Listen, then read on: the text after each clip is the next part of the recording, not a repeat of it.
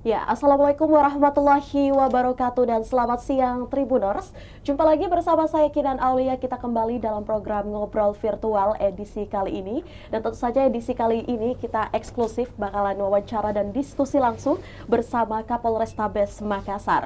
Untuk itu hadir langsung juga di studio Tribun Timur, sudah hadir Kombes Pol Budi Haryanto selaku Kapolrestabes Makassar. Dan dalam hal ini kita akan membahas mengenai satu tema yang pastinya sampai saat ini juga masih menghebohkan masyarakat di Kota Makassar mengenai salah satu isu yang juga terjadi baru-baru ini mengenai Batalion 120, di mana Tribunor semua semoga juga selalu dalam keadaan yang sehat, berbahagia dan semangat selalu. Dan edisi kali ini dalam eksklusif bersama Kapolrestabes Makassar, kita sapa dulu Tribuners. Selamat siang, Assalamualaikum warahmatullahi wabarakatuh. Pak. Selamat siang, wassalamualaikum warahmatullahi wabarakatuh. Pak Budi, gimana kabarnya? Sehat? Baik, alhamdulillah. Alhamdulillah sehat. Untuk aktivitas seperti apa? Ya, sekarang lagi demo ya, aksi BBM.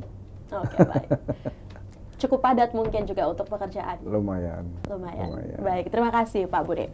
Untuk itu Tribuners, dalam eksklusif ngobrol virtual kita kali ini bersama Kapolrestabes Makassar, seperti yang kita ketahui bahwa memang adanya insiden penggerebekan sekretariat Ormas bernama Batalion 120 di Jalan Korban 40.000 jiwa dan terjadi pada Minggu 11 September 2022 dini hari, yang juga dilakukan oleh patroli Polda Sulsel bersama tim Polsek Talo.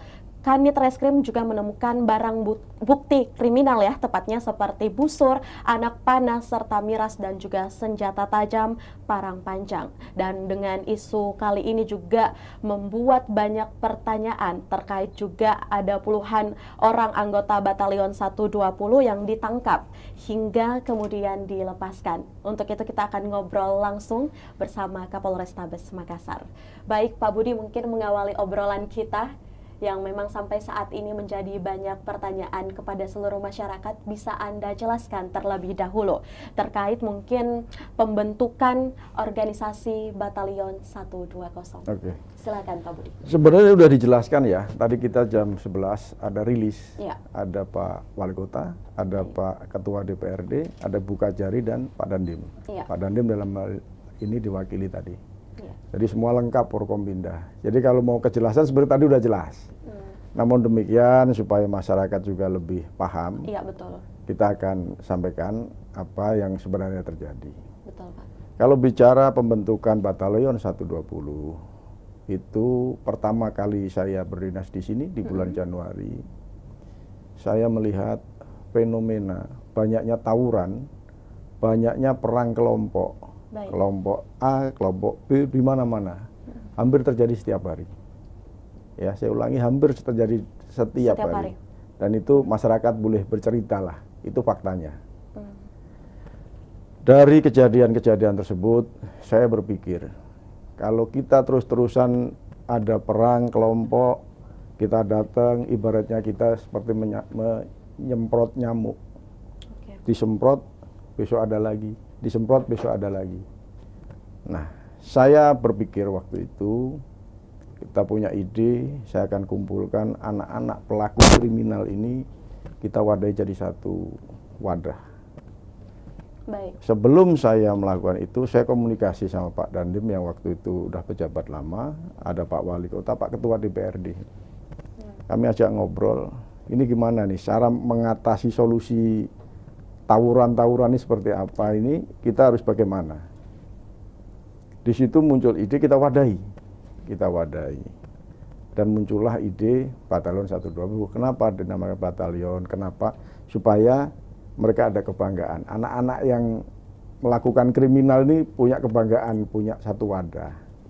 Nah, 120 karena kita pertemukan mereka pertama kali di tanggal 20 bulan 1. Untuk pengingat aja sebenarnya. Oke. Cuman mungkin dengan kejadian yang kemarin perlu kita evaluasi lah, nama batalion mungkin nggak cocok, nanti kita bikin kerukunan atau paguyuban. Itu sekedar bahwa pembentukan awalnya dari situ. Jadi bagaimana kita mengatasi fenomena perang kelompok ini, kita selesaikan dengan cara yang lebih bagus dan tidak terulang lagi. Makanya kita kumpulkan dalam satu wadah, dan kebetulan dideklarasi di Karibosi waktu itu. Baik. Dan semua orang sebenarnya sudah tahu. Jadi kalau kita bicara ada penangkapan, itu saya nyatakan itu tidak ada penangkapan. Ada dua pertanyaan penting dalam peristiwa kemarin itu. Yang pertama, kenapa diduga ada peristiwa pidana tapi pelakunya tidak diproses? Betul? Baik. Yang kedua, kenapa seorang Kanit Serse yang berprestasi menangkap justru diganti? Itu kan pertanyaan yang beredar selama ini. Itu saya jawab bahwa salah satu tugas atau fungsi Batalion 120 ini adalah merekrut anak-anak pelaku. Pelaku-pelaku kriminal itu kita rekrut, kita pengaruhi. Bukan polisi yang mempengaruhi mereka, karena sesama pelaku kan lebih gampang. Dipengaruhi pelaku-pelaku ini supaya berubah pikiran. Dengan cara apa? Ketika mereka mau berubah, ya diserahkan seluruh peralatannya. Nah, makanya di dalam kejadian kemarin itu tidak ada peristiwa pidana. Kenapa? Barang bukti itu barang serahan. Serahan orang pelaku kriminal yang mau sadar, yang mau berubah jadi baik, dia bergabung, dia serahkan. Nah, itu sudah sering dilakukan. Nah, cuman kejadian kemarin itu tidak adanya koordinasi patroli dari Polda kepada wilayah. Sehingga terjadilah salah paham.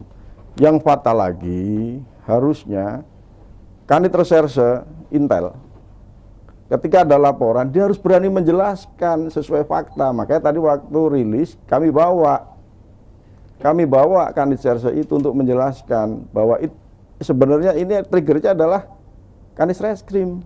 Kalau coba Kanit Reskrim mau menjelaskan, ini bukan peristiwa pidana, ini faktanya seperti ini, mungkin tidak akan blunder seperti ini gitu loh. Oke, baik gitu, Pak Budi. kira-kira. Ini mungkin beberapa opini yang Pak Budi sampaikan juga ya dari beberapa hasil lapangan dan dua pernyataan pertanyaan yang juga sudah dijawabkan. Nah, mungkin kita masih juga akan membahas mengenai Batalion 120 ini Pak Budi. Tadi Kinan juga sempat mendengarkan mengenai inisiatornya ada beberapa orang juga, sehingga hadirlah ide pembentukan Batalion 120 ini. Kalau untuk hal itu mungkin Pak Budi bisa dijelaskan juga siapa-siapa saja mungkin yang juga menjadi inisiator berdirinya atau dibentuknya Batalion 120 ini. Waktu itu saya bicara dengan Pak Wali ya. Kita sharing tentang langkah apa yang kira-kira cocok untuk menghentikan perang-perang kelompok ini apa. Ya. Jadi antara Pak Wali, saya dan Ketua DPRD waktu itu. Baik. Dan Dim datang agak telat. Okay. Dan Dim datang agak telat. Disepakatilah bahwa memang perlu ada satu wadah supaya anak-anak pelaku kriminal ini bisa kita kendalikan. Semata-mata hanya untuk apa? Untuk menciptakan Kota Makassar aman. Dan terbukti 6 bulan terakhir ini berkurang dan hampir sekarang tidak ada. Okay. Adapun itu ternyata pelakunya dari Goa, Maros, Takalar. Makanya sekarang program dari Batalion 120 itu sedang merangkul anak-anak dari luar kota supaya mau bergabung, supaya nggak ada lagi menyerang ke sini. Itu makanya kemarin kan banyak ditemukan orang-orang dari luar kota. Itulah faktanya. Nah, dari beberapa kota mungkin ya yang juga disampaikan beberapa daerah lebih tepatnya, bagaimana mungkin perbandingan untuk situasi angka kriminal pasca ataupun juga sebelum terbentuknya Batalion 120 ini, Pak Budi? Gini, 120 terbentuk, bukan berarti terus angka kriminal jadi zero, tidak. Ya, itu adalah satu instrumen cara kita untuk menekan angka kriminal. Salah satu instrumen, bukan dengan hadirnya 120 selesai masalah, enggak. Itu adalah salah satu instrumen yang harus kita pegang supaya terciptanya situasi yang kondusif. Artinya ada keberhasilan juga. Oh ya, sumbangsihnya besar. Karena apa? Karena yang selama ini bikin onar ya anak-anak yang sudah kita rekrut tersebut. Gitu. Oke, tapi bagaimana mungkin Pak Budi dengan tanggapan beberapa masyarakat ya yang memang juga diduga merasa resah terkait hadirnya Ormas Batalion 120 ini? Kalau ada masyarakat yang resah, ya kita tampung. Artinya itu sebagai bahan evaluasi kita Forkompinda dalam hal ingin memperbaiki yang lebih baik lagi ya tentunya. Kita tampung. Tentunya juga kalau resah harus disertai juga faktanya supaya kita juga jelas resahnya karena apa. Kita terbuka, Pak Wali terbuka, saya terbuka, Pak Ketua DPRD terbuka, Pak Dandim juga terbuka, Bu Kajari juga terbuka. Tadi ikut menjelaskan apa yang menjadi kebijakan Forkompinda. Oke, baik. Jadi masyarakat juga diwajibkan untuk terbuka ya? Terbuka, kalau bilang merasa resah, resahnya apa bentuknya, di mana titiknya. Nah, nanti kita akan evaluasi. Kalau memang nggak benar ya kita hajar, nggak ada masalah. Oke. Jadi kalau cuma keresahan tapi ada ketakutan juga mungkin nih Pak Budi, seperti apa? Ketakutan itu kan harus ada jelas sebabnya. Maksud tiba-tiba saya takut, nggak fair. Oke, maksud baik. saya masyarakat boleh mengoreksi kita, sangat terbuka kita dikoreksi, sangat terbuka kita dikritik. Tapi satu tujuan kita adalah bagaimana menciptakan Kota Makassar ini untuk aman. Artinya mungkin kehadiran Ormas Batalion 120 ini juga menjadi ide untuk mengumpulkan semua anak-anak yang memang melakukan tindakan kriminal untuk mereka memiliki wadah. Iya, memang diwadahi. Supaya apa? Selama ini kan kita tanya, kamu tuh kenapa kok selalu pengen cari musuh? Kamu tiba-tiba jebret orang, orang kan bisa mati. Mereka iseng jawabannya. Satu, kenapa iseng? Karena nggak punya pekerjaan, nggak sekolah. Nah, itu persoalan-persoalan itu kita akomodir. Kita serahkan ke Pak Wali sebagai pemilik kota. Ya. Kalau saya hanya membackup keamanan. Pak Wali, ini permasalahan anak-anak yang selama ini bikin rusuh tuh ini. Baik. Ada yang nggak punya ijazah, ada yang nggak punya pekerjaan. Ya Pak Wali yang mencarikan solusi supaya mana disalurkan pekerjaan mana. Yang nggak punya ijazah bisa diikutkan paket kejar A, B, dan C. Baik Pak Budi.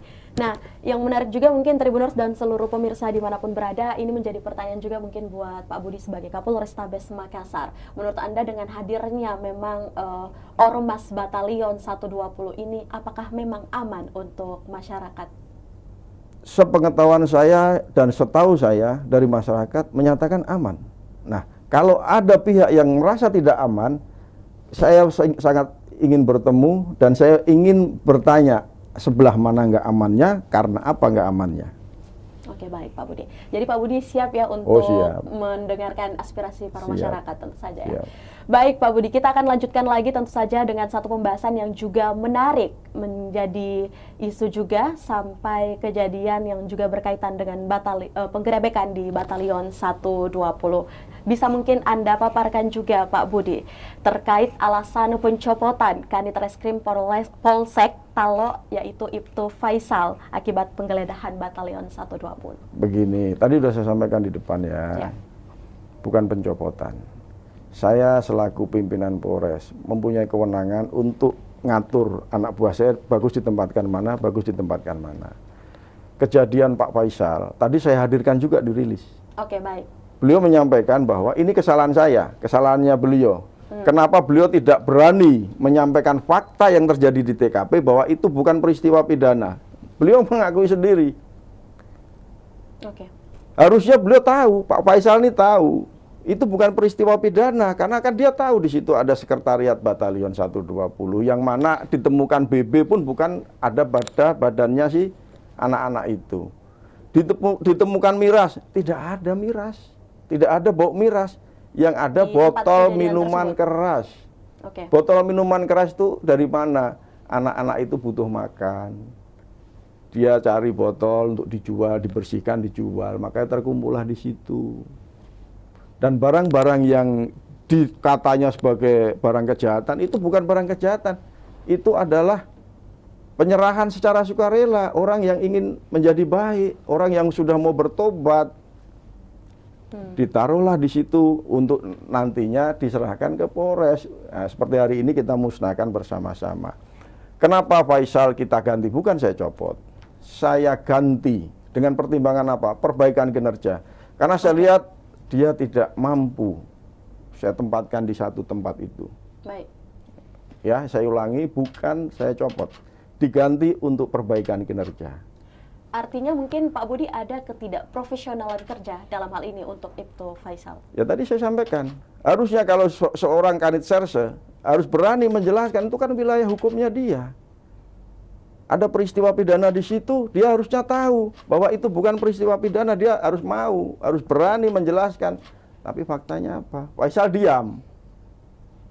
Faisal diam mengikuti apa kata Polda. Padahal secara kepangkatan di Polda itu pangkatnya lebih rendah dari si Faisal. Itulah yang tadi diakui Faisal.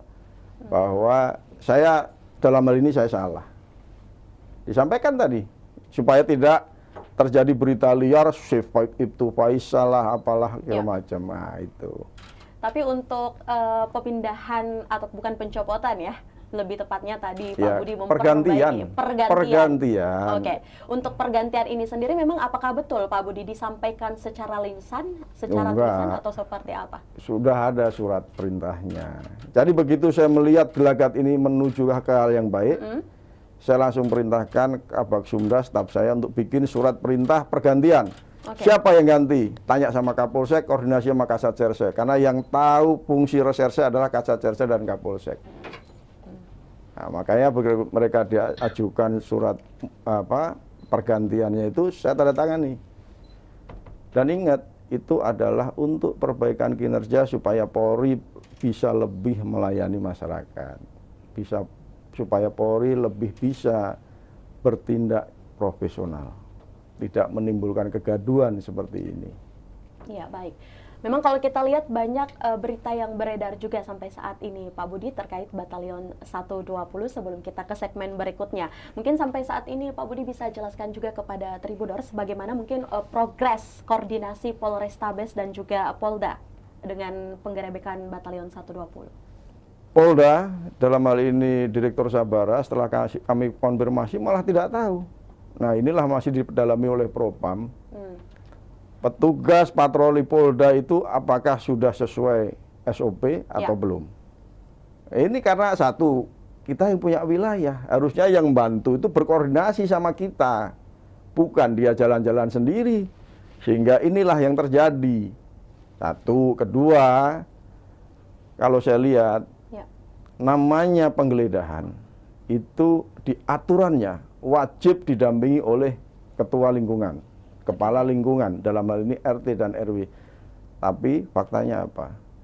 Petugas dari Polda melakukan upaya paksa, tindakan kepolisian tidak didampingi oleh kepala lingkungan setempat.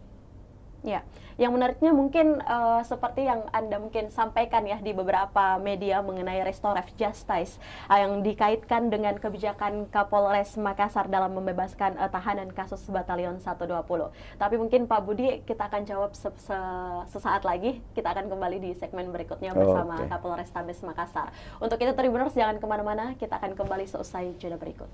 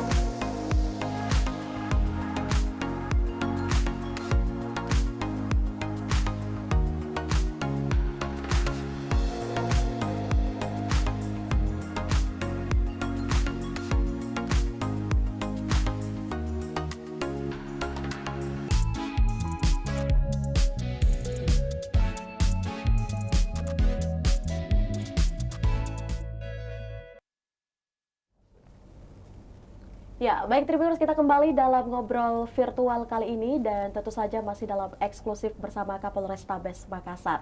Untuk itu Tribuners, kita akan melanjutkan perbincangan kita mengenai blak-blakan Batalion 120. Untuk itu saya akan menyapa kembali Bapak Kapolrestabes Makassar. Pak Budi, bagaimana, masih bersemangat di segmen kedua? Semangat, kita harus bisa memberikan penjelasan dan edukasi yang benar kepada masyarakat, makanya saya harus hadir. Dan sebelum saya lanjutkan lagi, tadi ngomong-ngomong dengan Forkompinda, mungkin nama batalion perlu kita evaluasi ya. Mungkin terlalu semangat atau apa. Tapi itu sebenarnya nggak ada rangkaian dengan peristiwa kemarin, nggak ada. Cuman kan kalau orang Jawa seperti ini kan sebenarnya hal yang tidak perlu terjadi, terjadi. Mungkin ada kayak sial atau apalah, kira-kira gitu. Mungkin nanti akan ada perubahan nama, mungkin kerukunan atau paguyuban atau apa, nanti baru kita akan rapatkan lagi di tingkat Forkompinda. Setelah kejadian ini, Pak? Ya, setelah ini akan ada rapat evaluasi namanya. Pergantian nama? Nah, mungkin kita akan lakukan pergantian nama. Oke, baik. Terima kasih Pak Budi. Nah, mungkin melanjutkan lagi obrolan kita ya, masih membahas juga seputar Batalion 120 Tribuners. Nah, terkait restoratif justice yang juga memang selalu dikaitkan dengan kebijakan Pak Budi sebagai Kapolrestabes Makassar dalam membebaskan tahanan, juga kasus Batalion 120 kemarin itu seperti apa yang dikaitkan juga menggunakan restoratif justice ini, Pak Budi? Kita bicara tentang tugas pokok polisi ya. Iya.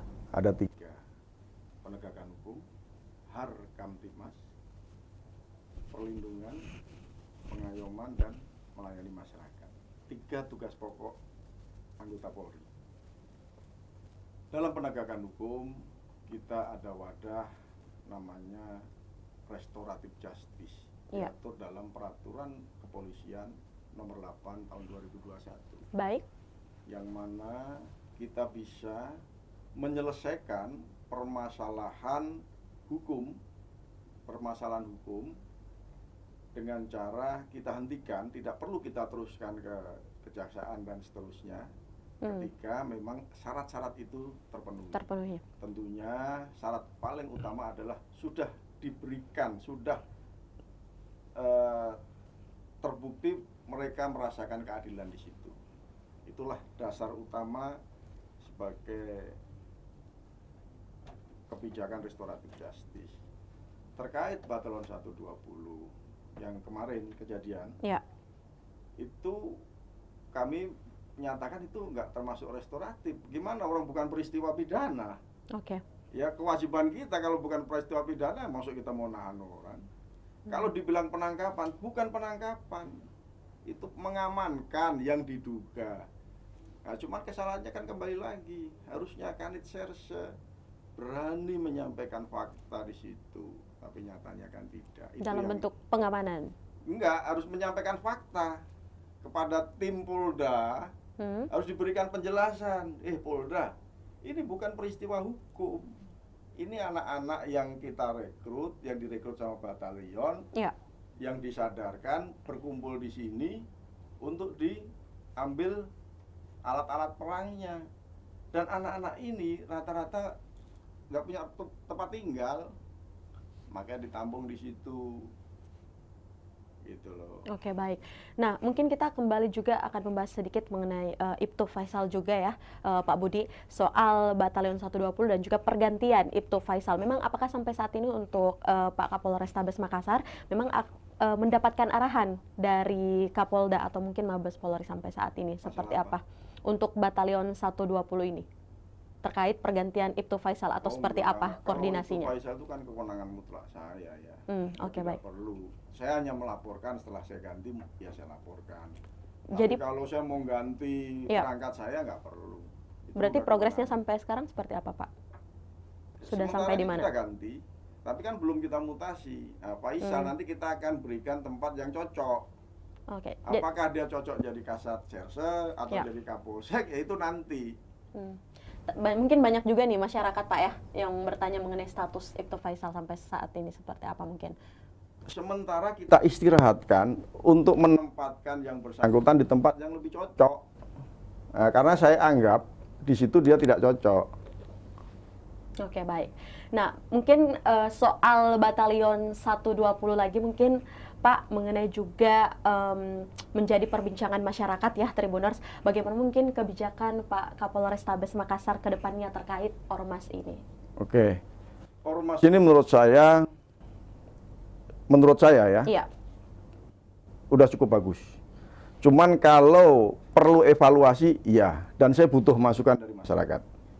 Untuk melakukan evaluasi, saya butuh. Dan itu kan sudah punya kepentingan Forkompinda ya. Tentunya saya akan rapatkan di tingkat Forkompinda. Saya akan perhalus lagi, saya akan kontrol lagi untuk ormas tersebut. baik. Nah, sekali lagi untuk Ibtu Faisal, itu tidak ikut melakukan penggerebekan, enggak. Ibtu Faisal itu dipanggil sama Polda setelah kejadian. Tadi dijelaskan sama Faisal di rilis kita. Jadi anggapan masyarakat, ini orang udah prestasi kok sama Kapolresnya dicopot. Itu toh. Enggak. Tadi Faisal sudah menjelaskan sendiri bahwa dia datang ke TKP karena Polda sudah di situ, sudah ngambil barang-barang, udah ngamankan anak-anak yang di situ. Itu faktanya seperti itu. Nah, yang kita nilai tidak profesionalnya Pak Faisal, yang bersangkutan kan tahu di situ ada tempat berkumpulnya perekrutan anak-anak pelaku kriminal. Baik. Harusnya Pak Faisal berani menjelaskan ke tim Polda, bukan diam. Itu kan jadi blunder. Jadi saya tegaskan lagi, ada dua pertanyaan besar yang mungkin masyarakat perlu ketahui. Yang pertama, kenapa diduga ada peristiwa pidana tapi tidak diproses polisi? Betul. Bahkan pelakunya dilepas begitu saja. Kan itu pertanyaan besar pertama. Ya. Saya jawab, di situ tidak ada peristiwa pidana. Baik. Karena apa?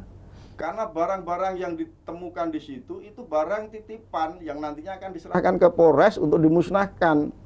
Dan itu sudah terjadi, sudah sering, udah 6 kali kemarin. Ya, jadi saya tegaskan di situ tidak ada peristiwa pidana.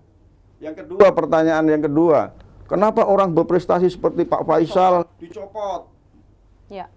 Pak Faisal tidak datang ke situ pada saat upaya paksa dari Polda. Baik. Dia datang setelah semuanya dikumpulkan, Pak Faisal datang. Nah, yang kita sayangkan, kenapa Pak Faisal tidak mau menyampaikan sesuai fakta peristiwa yang terjadi, sehingga apa, beritanya blunder. Nah, itu loh. Oke. Artinya mungkin beberapa memang media-media dan berita-berita yang tersebar sampai saat ini mengenai pencopotan Ibtu Faisal itu tidak dibenarkan oleh Pak Budi sampai saat ini. Pergantian, pertimbangannya apa? Perbaikan kinerja. Oke. Artinya ada ketidakprofesionalan ya, Pak? Ya, tadi kan sudah saya sampaikan. Oke. Dan itu diakui sama Faisal. Faisal, kamu tahu salahmu. Ya. Siap tahu apa? Saya tidak berani menyampaikan fakta yang terjadi sebenarnya di lapangan. Oke, baik Pak Budi. Nah, berarti kan saya anggap dia kurang mampu, makanya saya cari penggantinya yang mampu. Siapa yang mampu? Ya saya tanya Kapolsek, saya tanya Kasat-Sarse. Kira-kira siapa yang mampu? Ya udah, kalau itu udah saya tanda tangani. Tapi sampai sekarang untuk pengganti belum ada jawabannya? Penggantinya sudah ada, udah saya tanda tangani untuk sementara. Untuk sementara? Untuk sementara. Nah, Faisal dikemanakan? Iya. Kita lihat nanti. Faisal ini cocok di mana? Apakah dia langsung jadi Kapolsek? Atau Kanit Serse di daerah mana? Ya saya belum tahu, ini kan masih ngurusin masalah yang blunder ini. Oke, baik. Jadi tidak perlu ada Faisal. Faisal tidak apa-apa, tidak ada masalah. Ya. Mungkin kita akan kembali juga membahas Batalion 120 ini. Nah, kekerasan jalanan ya, Pak Budi selalu menjadi isu penting di tengah masyarakat, bahkan mungkin di kota Makassar atau di daerah manapun memang selama beberapa tahun ini, beberapa tahun terakhir. Nah, sejauh ini mungkin menurut Pak Kapolrestabes Makassar, solusi satu-satunya memang seperti apa terkait isu kekerasan di jalanan ini? Apakah memang masih berkaitan dengan pengembangan Batalion 120 atau seperti apa? Ataukah ada evaluasi terbaru? Jadi begini, jumlah polisi di Polrestabes Makassar ini kalau dibilang kurang. Oke. maka kita perlu perkuatan masyarakat untuk mau membantu tugas pokok kita yang kedua, yaitu apa? Harkamtibmas. Baik. Masyarakat itu siapa? Masyarakat yang selama ini bikin rusuh ini siapa? Kan pelaku-pelaku kriminal ini. Ya saya harus kendalikan, saya kelompokkan. Satu, apakah dengan kita bentuk itu selesai? Enggak. Kita butuh lagi kekuatan warga, kan di sini banyak elemen, ada FKPPM, ada kepemudaan ini, kepemudaan itu. Saya sudah 5 bulan ini menyelenggarakan lomba Kamtibmas. Ya. Saya tugaskan para Kapolsek untuk mau menggalang masyarakatnya, untuk mau membantu tugas polisi khususnya dalam Harkamtibmas. Makanya bisa dilihat kalau malam banyak sekali pos Kamtibmas. Pos Kamtibmas tidak harus berbentuk gedung yang bagus. Cukup meja, kursi, ada orangnya, jagain kampungnya. Itu yang sudah saya lakukan selama 5 bulan ini. Dan itu saya lombakan. Di samping kita punya wadah tadi. Karena wadah tadi kan cuma satu instrumen. Instrumen yang lain juga harus kita jalankan supaya ini aman. Ya. Jadi instrumen-instrumen yang saya bentuk inilah harus mau berkolaborasi sehingga terciptalah rasa aman. Satu, pos Kamtibmas saya perbanyak. Dari mana? Dari masyarakat. Kita galang, kita himbau, ayo duduk di sini, jagain kampungnya. Ayo duduk di sini, jagain kampungnya. Satu. Itu yang kedua kan, wadah tadi ormas. Yang kedua adalah kita perbanyak lagi pos Kamtibmas. Tidak harus gedung, tapi yang penting ada meja, ada orang. Yang ketiga adalah peningkatan patroli kita. Ya. Nah, patroli itu tugasnya apa? Samperin itu. Pos-pos Kamtibmas itu disapa. Samperin, gimana Pak, situasi aman? Aman, tinggal lagi, geser sana. Geser lagi. Itu yang saya lakukan. Jadi ada 3 instrumen yang selama ini saya lakukan dan terbukti efektif. Karena tingkat kriminalitas Kota Makassar sekarang ini turun. Nah, dari 5 bulan dan beberapa program yang mungkin Pak Budi dan tim jalankan ya untuk memberantas kekerasan di jalanan, bagaimana mungkin efektivitas setelah 5 bulan ini dari hasil evaluasi Pak Budi sendiri? Semakin hari semakin bagus. Semakin hari semakin bagus. Bisa dilihat dari data. Kecuali ada perkara pribadi ya, misalkan orang emosi-emosian tahu-tahu tusuk mati ya, itu kan di luar kemampuan kita. Misalkan tetangga cekcok tahu-tahu jeluk mati. Nah, itu di luar itu. Tapi kejahatan-kejahatan kriminalitas konvensional seperti pencurian, terus perang-perangan, busur-busuran sudah turun drastis. Oke, baik. Artinya ada kemajuan dari beberapa program yang Anda jalankan juga di 5 bulan kemarin, Pak Budi ya. Baik, Pak Budi, mungkin kita akan jawab beberapa pertanyaan juga dari Tribuners. Oke. Selanjutnya kita akan lanjutkan dengan pertanyaan strategi yang akan dilakukan oleh Kapolrestabes Makassar. Untuk pertanyaan yang pertama nih, Pak Budi. Bagaimana mungkin dengan Batalion 120? Apakah dibentuk atas dasar jabatan atau pribadi? Silakan, Pak Budi. Maksudnya jabatan saya gitu? Ya. Oh, enggak. Jadi kita hanya memberikan solusi waktu itu. Jadi bukan satu jabatan, ini organisasi masyarakat ini. Ya. Organisasi masyarakat yang sudah diurus keabsahannya ke pemerintah kota. Jadi kita ini selama Pak Wali Kotanya Pak Dhani, ya itu masih berjalan. Tapi ketika nanti saya ganti, kalau kebijakan lain ya saya kan enggak ini. Yang jelas selama saya di sini, organisasi masyarakat ini memang bertujuan untuk membantu kita dalam hal Harkamtibmas. Oke. Selanjutnya mungkin dibantu jawab lagi, Pak Budi. Apa dasar hukumnya kenapa mereka bisa diberi kewenangan untuk mengamankan senjata tajam? Bukan mengamankan ya, jadi gini, ketika kita mencari solusi, kita harus cari frekuensinya sama. Baik. Manusia dengan manusia, manusia baik sama manusia baik, manusia jahat harus sama manusia jahat, paling enggak mantan lah. Nah inilah yang mempengaruhi. Kalau anak-anak pelaku kriminal itu saya pengaruhi, jangankan saya pengaruhi, saya deket udah lari dia, enggak ketemu. Tapi kalau mantan pelaku yang sudah sadar, nah dia kan tahu pelakunya siapa aja. Kamu sadarlah, Saya ini dulu juga pelaku, saya kan sadar saya lebih enak hidup tenang dan lain. Itu yang kita harapkan. Sehingga orang-orang yang sedang lagi beraksi ini sadar, mau tertarik. Nah, sekali lagi tadi bukan mengamankan. Sini barangmu, nanti akan saya serahkan ke Polres. Tidak mungkin pelaku kriminal, Pak Polres ini, dia takut pasti. Artinya pendekatan secara emosional? Emosional yang saya pakai. Oke, baik. Selanjutnya mungkin, Pak Budi, apakah mungkin organisasi Batalion 120 ini akan terus dikembangkan ke depannya berbentuk komunitas, atau akan melahirkan lagi komunitas yang lainnya, ataupun juga organisasi yang lainnya ke depannya? Sebenarnya, mau bentuk apapun, itu tidak menjadi masalah. Dan kan sudah banyak juga organisasi lain ya. Cuman ini khusus pelaku kriminal ini kita tarik supaya sadar, supaya kita pihak aparat ini nggak represif, karena selama ini direpresif nggak selesai-selesai. Udah puluhan tahun loh ini busur-busuran perang kelompok ini, nggak ada selesai-selesai. Tapi alhamdulillah puji Tuhan, setelah kita pakai konsep ini kan pelan-pelan. Mbak kan bisa lihat sendiri. Oke, baik. Nah, jadi hadirnya mungkin Batalion 120 ini sebagai organisasi yang mungkin masyarakat belum tahu juga nih sampai sekarang nih Pak Budi. Apakah memang ini sudah terdaftar di Kesbangpol? Harusnya sudah.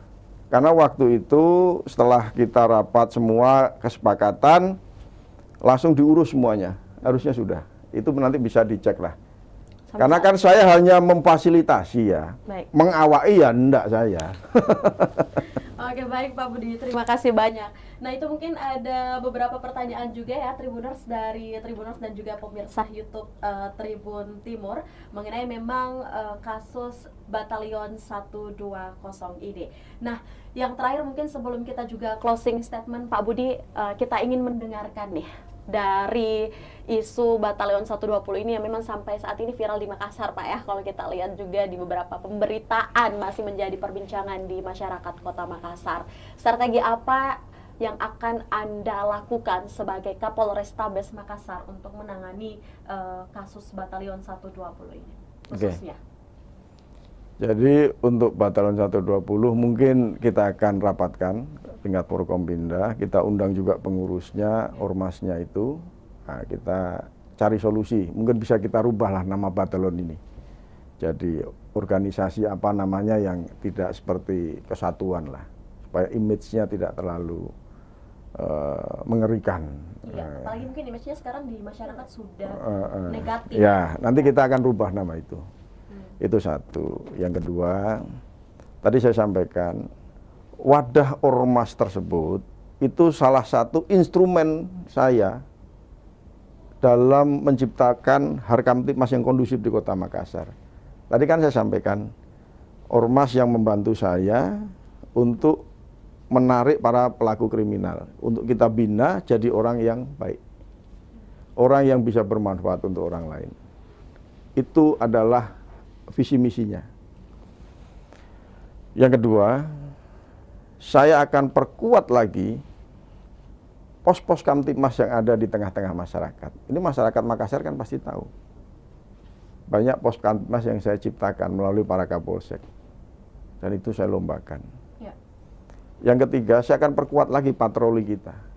Supaya tidak ada kesalahpahaman lagi dengan Polda. Kalau ada patroli Polda, langsung ditempel. Ayo sama-sama. Nah, itu pola ke depan saya untuk menciptakan Makassar lebih aman. Oke, Makassar lebih aman. Makassar juga dari beberapa kekerasan di jalanan. Nah, nanti mungkin Pak Budi ya, sebelum pergantian nama Batalion 120 ini, mungkin bisa diceritakan sedikit kenapa kemarin mungkin mengambil nama Batalion 120 ini. Maksudnya terinspirasi dari mana sih Pak Budi? Ya, supaya ada kebanggaan aja sih sebenarnya. Cerita-cerita. Jadi nggak ada storytelling dari Batalion 120? Nggak ada, karena ini kan anak-anak kecil yang hobi tarung ini. Oke. Ya kalau nggak hobi tarung, mana mungkin dia jebret-jebret busur. Resikonya mati loh. Pak, ya? Enggak. Jadi supaya mereka rasa kekuatan itu bagus nih kita. Tapi dalam hal kita keep dia tidak liar gitu loh. Baik, jadi mungkin tidak ada histori Pak ya Nggak ada. dari Untuk menumbuhkan kadernya. kebanggaan aja sebenarnya. Karena ini kan anak-anak petarung, memang hobinya tarung ini. Oke. Baik Pak Budi, terima kasih banyak. Nah, tadi kita juga sudah membahas mengenai strategi Kapolrestabes Makassar Tribuners yang nantinya juga akan dipersiapkan dan pola-pola strategi yang nantinya juga akan dilakukan untuk menangani kasus Batalion 120 ini. Mungkin Pak Budi kedepannya juga apa yang akan Anda lakukan terkait mungkin karena kan Batalion 120 ini sekarang udah viral nih Pak ya. Kedepannya mungkin untuk kasus kekerasan di jalanan terkhusus. Kita Lepas dari batalion. kita akan galakkan pos Kamtibmas kita, patroli, dan terus menjalar bagi personil ormas ini yang mempengaruhi pelaku kriminal untuk menjadi baik terus, tidak ada masalah. Itu hal baik kok. Saya Pak Wali nggak bisa melakukan itu. Nggak bisa, galang anak-anak pelaku kriminal itu nggak akan bisa. Karena frekuensinya nggak sama, nggak akan nyambung. Tapi ya anak-anak ini bisa, ya, lanjutkan. Cuman kita akan lebih fokus lagi dalam pengawasan nih. Karena dengan kejadian kemarin kan kita perlu kontrol lebih tajam lagi. Kontrol lebih kuat lagi kepada mereka. Nah itu. Tapi untuk Pak Budi sendiri apakah tetap menerapkan pendekatan emosional? Oh iya, karena itu menurut saya langkah yang efektif. Langkah yang efektif. Langkah yang efektif. Dan itu sekarang contoh begini, Mbak. Ya. Kalau kita nggak kenal sama pelaku itu, gimana kita mau didengar? Saya tidak membandingkan dengan daerah lain ya. Contoh yang kemarin sempat rame di Jogja, antara suku ini suku itu. Ya polisinya nggak mau kenal sama yang berantem. Gimana dia mau menstop? Akhirnya kan sempat berkepanjangan, bakar-bakaran dan lain sebagainya. Nah, sekarang melalui wadah ormas itu kan saya berkenalan, ditarik sama ormas. Setelah kumpul kan saya sekali-sekali ngopi sama mereka. Sama batalion. Iya, saya berapa kali ngopi. Kita kasih pengertian. Sekarang gimana? Lebih enak. Kalian lebih tenang hidup, tidak dikejar-kejar sama hukum. Nah, mereka merasakan itu. Bahkan kalian juga sudah mendapatkan kepastian tentang perut. Kemarin-kemarin kan, hari ini saya makan apa ya? Nggak ada uang mereka. Akhirnya melakukan tindak kejahatan. Iya, itulah. Oke, baik. Nah, dari beberapa cara yang juga Kapolrestabes Makassar lakukan dengan teman-teman ataupun juga anak-anak yang ada di Batalion 120 ini bahkan juga sempat ngopi Pak ya. Oh iya. Bersama mereka. Artinya ya supaya saya kenal sama mereka. Supaya kalau mereka aneh-aneh kan saya tinggal hajar. Oke. Artinya memang kedekatan emosional Pak Budi ada. sama anak-anak Batalion 120 ini memang ada dan dekat. Oke. Kedepannya mungkin apa sih yang akan menjadi target Pak Budi selaku Kapolrestabes Makassar? Ya saya harus mempertahankan situasi Makassar ini jadi kota yang aman. Itu target saya. Saya harus pertahankan kota Makassar adalah kota aman. Sekalipun mungkin dengan terkait kasus Batalion 120 ini, Pak. Menurut saya bukan kasus itu. Cuma mungkin media pemberitaan. Media pemberitaan yang nggak bertanggung jawab lah, menurut saya. Itu bukan kasus di mana ya kan saya sudah jelaskan fakta yang terjadi. Baik, terima kasih Pak Budi. Dengan beberapa fakta yang juga mungkin sudah dijelaskan kepada kita semua, Tribuners dalam eksklusif wawancara bersama Kapolrestabes Makassar, yang juga kita sudah dengarkan beberapa fakta, strategi, serta pola yang akan dilakukan terkait juga mungkin kejadian isu ataupun juga Batalion 120 ini yang katanya, bukan katanya ya, tapi Pak Budi juga tadi mengatakan bahwa akan ada pergantian nama dari Batalion. Ya, evaluasi, salah satu evaluasinya itulah. Oke, baik.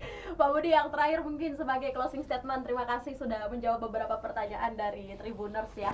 Apa mungkin harapan Pak Budi terkait kekerasan yang memang masih terjadi di Kota Makassar, kekerasan di jalan terkhusus, dan juga mungkin peningkatan keamanan Anda sebagai Kapolrestabes Makassar, dan himbauan kepada masyarakat terkait juga Batalion 120 ini. Silakan langsung disampaikan Pak Budi. Kepada masyarakat Kota Makassar, tentunya saya selaku Kapolrestabes dan mempunyai tugas melakukan Harkam Tipmas, saya mohon dukungannya, saya mohon kerjasamanya, kita ciptakan Kota Makassar ini lebih kondusif.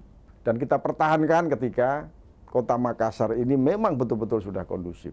Itu adalah tugas kita bersama, bukan tugas polisi, bukan hanya tugas tentara, TNI, bukan hanya tugasnya Pak Wali Kota, tapi ini tugas kita bersama. Ciptakan, buat Kota Makassar ini menjadi aman. Terima kasih. Oke, baik. Kita berikan dulu aplaus yang sangat meriah buat Kapolrestabes Makassar. Terima kasih Pak Budi untuk kehadirannya bersama Tribun Timur pada kesempatan kali ini dalam program Ngobrol Virtual edisi eksklusif bersama Kapolrestabes Makassar. Semoga juga semua apa yang kita diskusikan dan sampaikan pada hari ini bisa bermanfaat dan menginformasi serta mengedukasi masyarakat Kota Makassar dimanapun berada. Terima kasih Pak Budi. Terima kasih. Bertemu Ya, lagi. Assalamualaikum. Baik, berakhirlah seluruh rangkaian acara kita pada sore hari ini bersama Polrestabes Makassar. Dan sampai bertemu lagi di episode berikutnya dalam Ngobrol Virtual. Saya Kinan Aurel, buat yang bekerja pamit. Terima kasih dan sampai jumpa. Wassalamualaikum warahmatullahi wabarakatuh.